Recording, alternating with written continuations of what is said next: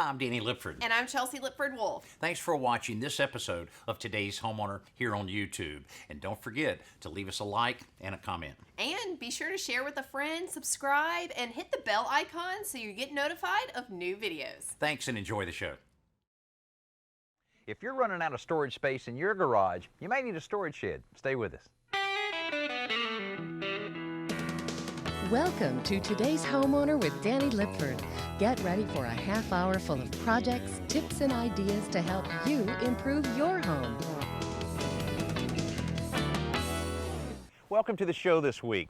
If your garage is like most American garages, it's probably full of a lot of stuff other than your car or your truck. That's why so many homeowners are looking for alternative ways of storing things like lawnmowers, bicycles, and different seasonal items you may have around the home. Now you can load all that up and take it to a storage unit and pay that rent each month, or you can do what these homeowners have decided to do and hire a company to come in and build a storage shed on site. This week we're in Litchfield County, Connecticut, working with a company called Better Barns, who specializes in on-site storage sheds like this one. Now also, we're going to talk with Joe Truini, who joins us each week for our Simple Solutions, but this week he'll also join us to talk about different ways of positioning sheds on your property and some of the guidelines you need to consider. He knows a lot about it because he just completed a book on that very subject. We've got a lot of good, useful information for you this week, so don't go anywhere.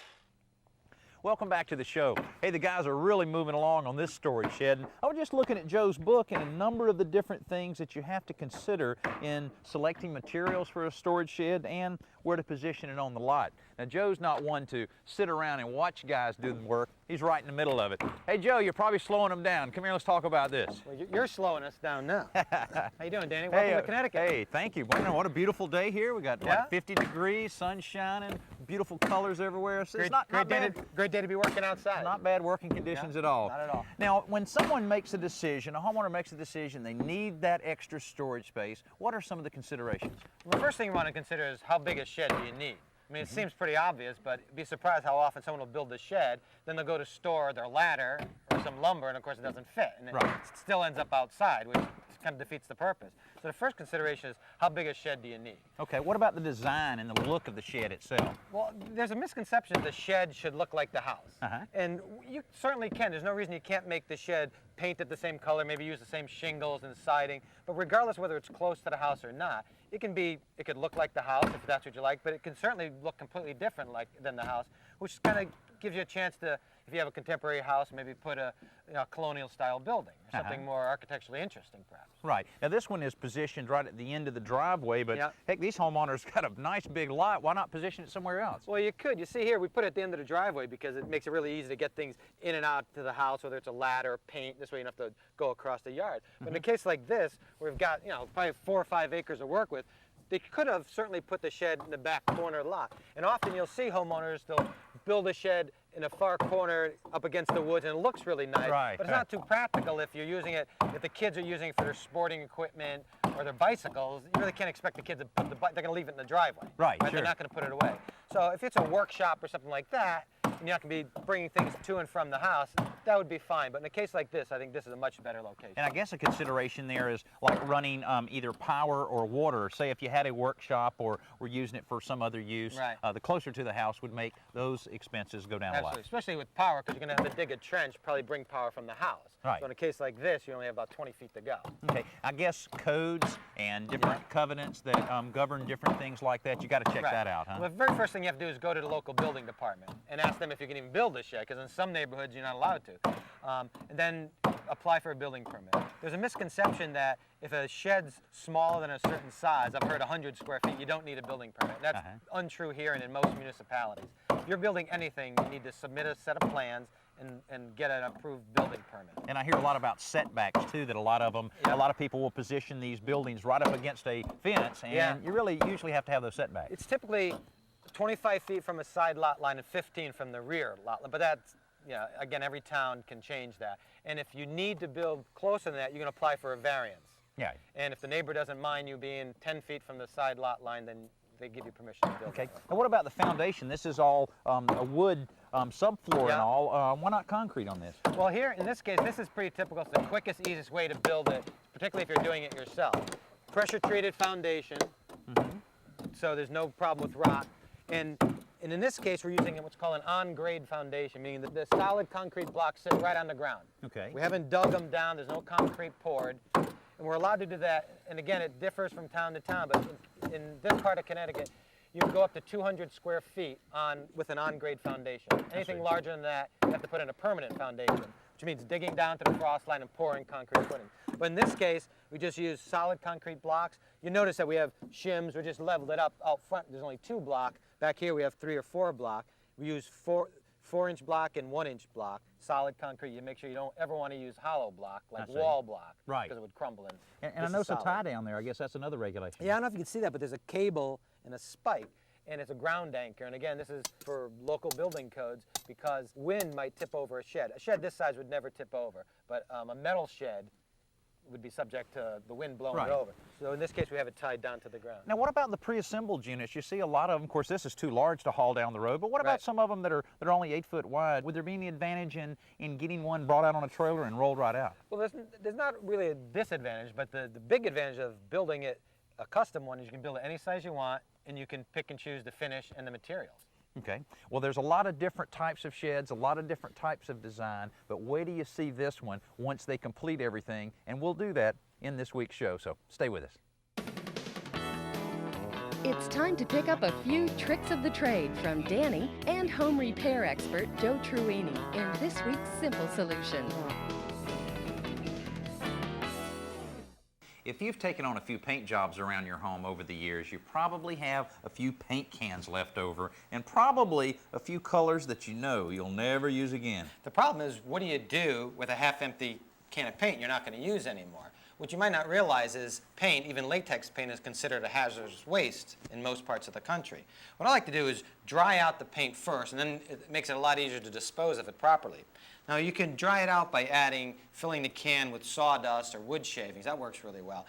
But kitty litter also works just as well, and it's pretty affordable when you buy it in a big jug like this. And I've seen it used also on paint spills where you may have had a little accident while you were painting. It works well for that Yeah, too. it absorbs it really quickly. All you need to do is add enough kitty litter to fill it up to the top of the paint layer. Then just mix it in, and you see it almost immediately starts absorbing the paint. So let it set for 2 or 3 days, and then if you notice any more paint sitting on the top of the surface, you can always add more kitty litter. Now at that point, you may be able to throw it right in with your regular trash, but you need to check with the state EPA in your area as well as your local authorities to make sure you are disposing of it properly.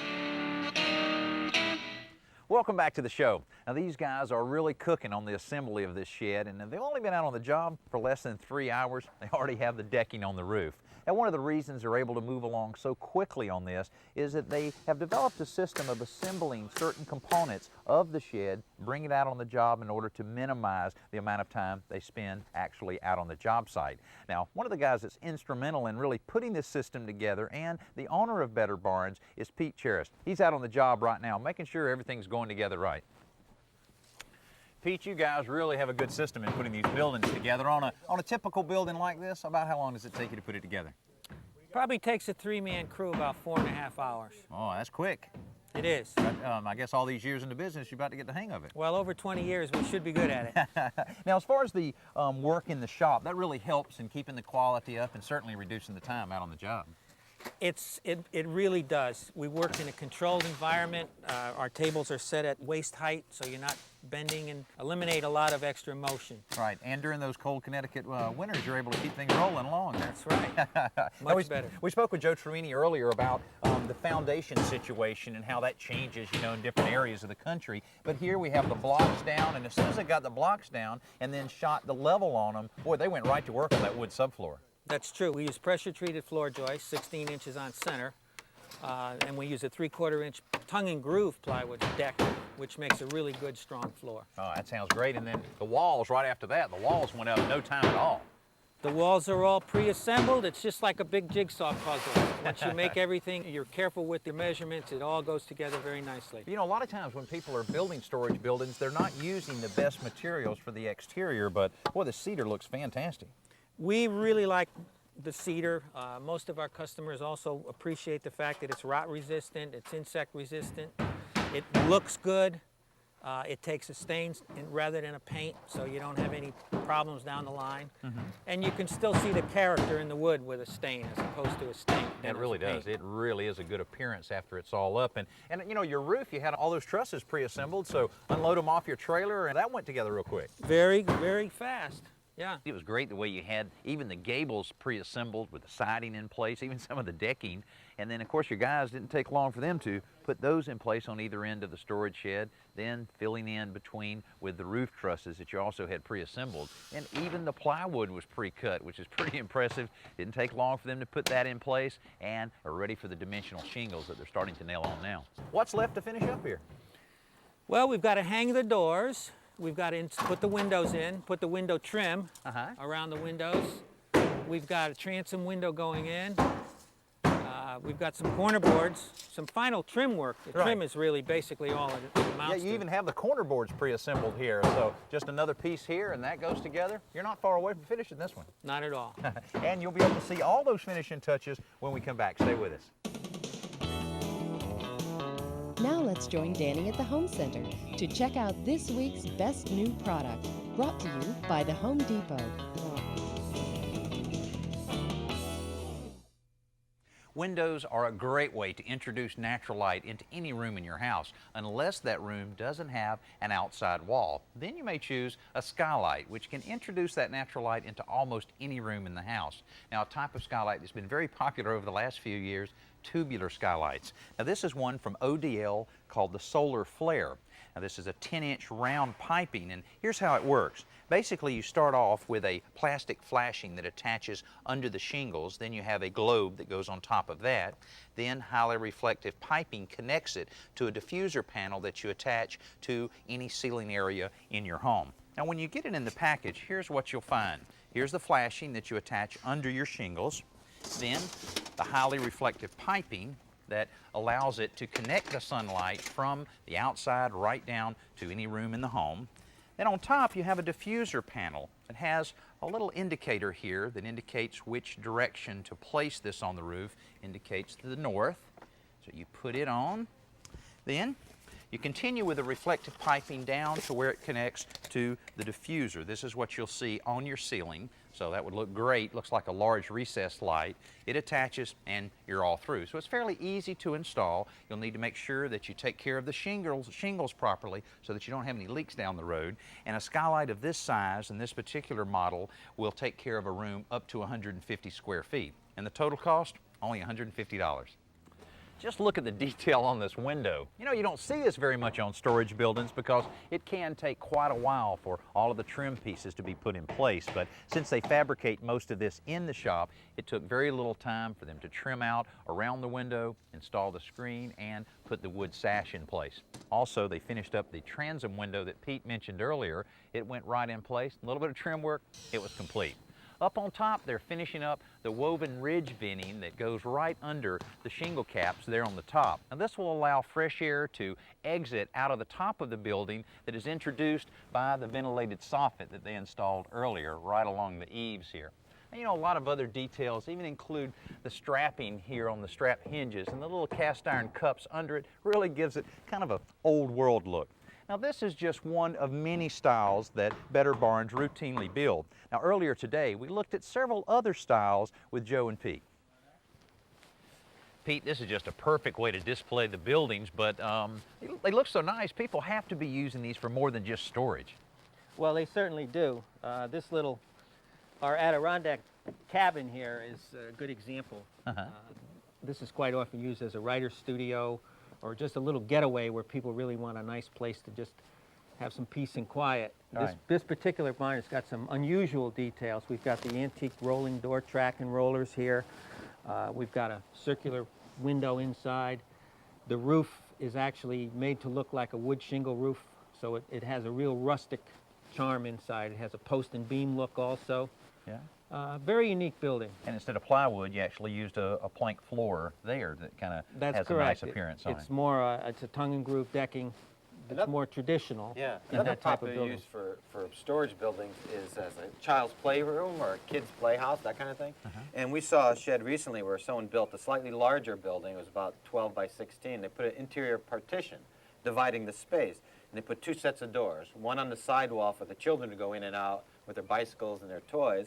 And then on the end, on the gable end, they put another set of doors where the husband and wife could store some of their tools. Yeah. So it was really a nice use of one building for 2 different, completely different purposes. Yeah, that makes sense instead of getting 2 separate buildings for Right. those 2 different uses. You know, talking about kids' playhouses, man, I would have Yeah. loved to have had this one when Isn't I that was a beautiful? kid. Yeah. That's really nice. Pete, what do you call this one? We call it our English potting shed, but you're right, it would make an excellent playhouse. The nice thing about that is when the kids grew up and went on their own, it'd make a nice potting shed for mom, or, you know, just a nice little... Right. Almost has a look Studio. of a little chapel too, you know, a little New England chapel. It has a very Gothic look to it, Right. yeah. Now tell us about some of the other models that you have here.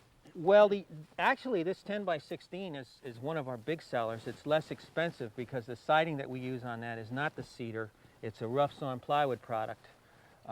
So we can build that for less. And this barn goes out mostly for storage. I see. Yard storage. It has the double doors, which gives you an actual 5-foot opening, so people who have large riding mowers can, you know, drive right in.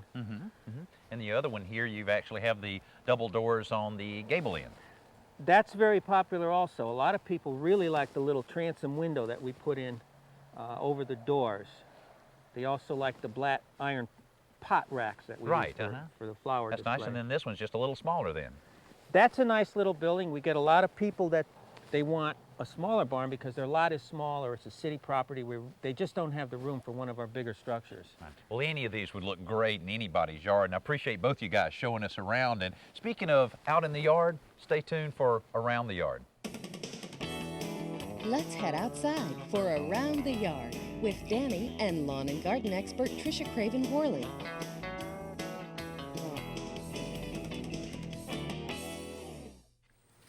Tricia, I have the little packing peanuts here, styrofoam peanuts you wanted from the office, but what does that have to do with any gardening here? I have a great tip for you to use these. All right, good. I've decided I'm going to plant these cute little impatiens, and I bought a nice lightweight pot that, as you can see, has some drainage holes, as any pot should have. And because they're lightweight, I probably am going to be taking these plants inside and outside from the patio. And the styrofoam peanuts are a great way to use in the bottom of the pot for drainage. Oh, just to prevent any of the soil from silting out of there. That's right. I'm going to put in, about 2 inches or so. Now, I think I've heard of people using actual gravel for the same reason. Why wouldn't you use gravel in a situation? Gravel's a good idea too, or some kind of little rocks, but that's going to weight this down. And if you want to have easy access, this is the way to go. Okay. Why don't you help me with that soil? Okay, sure. Okay, we're just going to put a little bit in here. And as you can see, you just put it right on top. Okay, that's great. Okay. And then put in whatever plant you have, and you are all set to go. Well, you know, people are always looking for ways to use these packing peanuts. This is a great way to recycle, so great tip. It's just hard to believe they assembled this whole thing in less than 5 hours. And the level of detail around the windows and doors and gables is just unbelievable. And it's a strong building. You can tell inside with the braces on the corner, the braces on the back side of the double doors, and the plywood they used on the roof trusses. I don't have to worry about this thing going anywhere. And plenty of storage because they even utilized the upper part of it with a storage loft. And we want to thank the crew at Better Barns and Pete, the owner, as well as our old friend Joe Truini for joining us on this show here in Connecticut. Hey, thanks for being with us. We'll see you next week. I'm Danny Lipford. Next week, a 50-year-old bathroom gets modernized.